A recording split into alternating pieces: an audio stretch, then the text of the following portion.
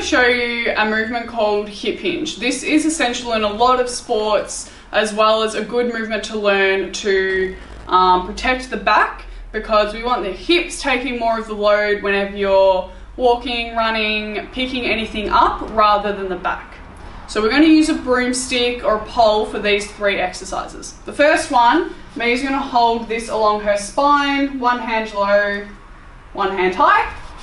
And the aim is to keep the pole firmly planted along the spine the whole time. So for this, Mia's just going to soften her knees a little bit. And the aim is, I want you driving your hips coming back, and we're getting the hips extending back. So we get a bit of an L shape here. The whole time, the pole is firmly planted on the spine. The next exercise, I'd recommend using a wall here, or you can get someone to hold a pole for you. What we're trying to do is really see how far we can move the hips back into extension without coming into a squat. So here, Mia's going to do a hip hinge like she was before and trying to tap her bottom to the pole.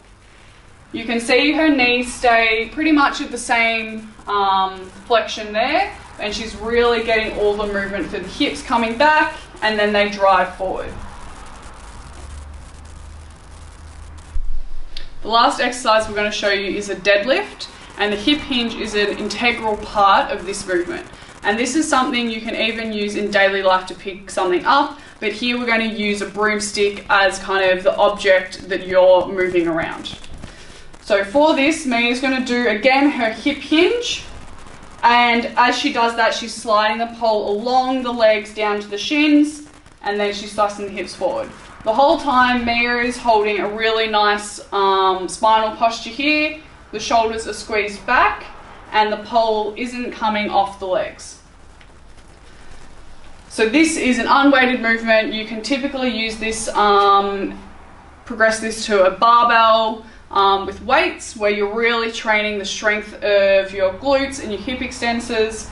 But here we're using it more as learning the control of your hip hinge.